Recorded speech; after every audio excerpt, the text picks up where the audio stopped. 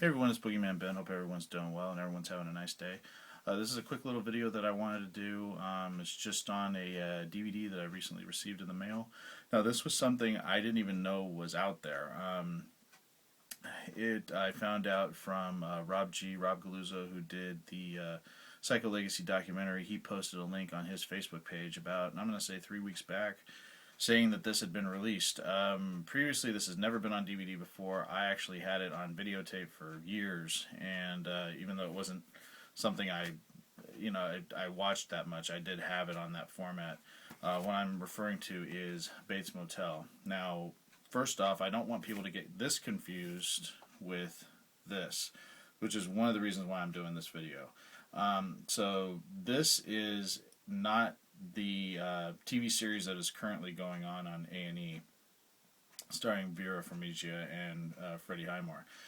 This is actually a pilot TV movie that came out in 1987 that was supposed to eventually spin off into a weekly series that never happened. They had the pilot, and the ratings were horrible, and no one watched it, and it sort of died a slow death.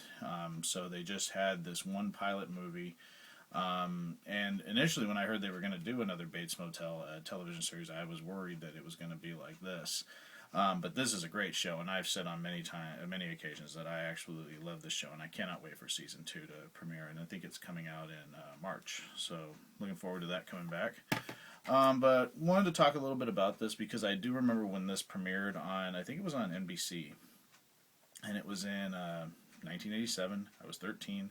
I was actually in summer school that summer because didn't do very good my 7th grade year in school, and I remember this was the one thing I was looking forward to because at that time I was just getting into becoming a fan of these Psycho films and the Psycho film series. Psycho 3 had come out the year before. I'd seen that in the movie theater. It was the only Psycho movie, because I won't talk about the remake because it doesn't exist, that I had seen in the movie theater, and and I found out they were going to do a television series. Was disappointed that, of course, Anthony Perkins is not in this. The Norman Bates character is in this, but not at a very large capacity. This centers on the character of Alex West, who's played by Bud Cort. His character is somebody that is in the institution with Norman Bates. Psycho 2 and 3 don't exist in this universe. Pretty much Norman's committed. And actually Norman Bates is played by Curt Paul. Curt Paul was Anthony Perkins' stunt double, and Psycho 2 and 3 he played Mother in both of those as well, or the versions of Mother. And he also played Raymond Lynette in Psycho 4. So he's been in pretty much almost every Psycho film at some point, or anything related to the Psycho films outside of course, the remake that didn't happen and the original. And pretty much what it deals with is, like I said, Psycho 2 and 3 don't exist in this universe. Norman is committed. He meets this, the doctors introduced him to this little abused boy who kills his stepfather. I think he kills his father at the beginning. And they become he almost becomes Alex's mentor. Norman becomes Alex's mentor while they're in this institution. Norman Bates dies, and he leaves his motel to Alex in his will. So Alex, upon being released from the institution as a grown man, goes to reopen the Bates property and turn it into a respectable place.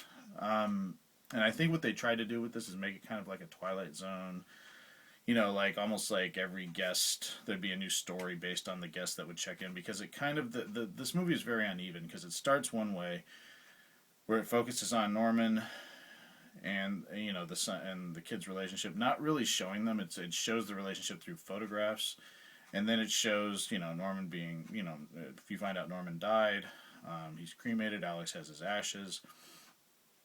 During the will reading, he's told that he owns the Bates Motel. He's released from the institution. He goes to the Bates property, and from there he decides, gets the loan to reopen it, and then it just deals with everything that goes wrong with him trying to reopen the property, because the bank doesn't want him to do it. They want him to build high-rise condos and things like that, and he wants to open it back up as the Bates motel. So there's a lot of negatives towards Alex in doing this. Once the motel is reopened, then the next part of it is almost like this woman checks in who's suicidal. She is about, she's had, failed marriages and nothing's going right in her life, so she's about to attempt suicide. Then all these kids show up, and it's like they're all from the 50s, and turns out they're all ghosts who have killed themselves, and they're trying to stop her from doing the same thing. And it's kind of, and then there's also like these sightings of Mrs. Bates around the property. So there's like so many things going on in this movie, and I hadn't watched it in a long time, and it's really not very good. I'm a Psycho completist, with the exception of the shitty remake that doesn't exist. So I had to pick it up, and I got it for, I think it was 20 something with shipping and everything. So it's not a horrible. I don't know if it's something I'm gonna watch quite a bit though. I do like the cover. I like the cover with the Bates house on it. I think that's kind of cool. But this doesn't even have a menu screen. It just goes right to play, and that's it. But yeah, it's not a very good movie. I think the things that irritate me now that didn't irritate me when I was a kid, and I'm not someone that goes into something just like trying to pick it apart or overanalyze it, but they get the name of the town wrong, and this is called Fairville, not Fairvale, like in the movies. The other thing is they get Mrs. Bates' name wrong. Her name was Norma Bates, and in this she's Gloria Bates. So there's little things like that, and what happened to Norman's father, and just, I mean, if this was supposed to be taking, just even if this is connected to just the original film, there's so many things that are wrong with it.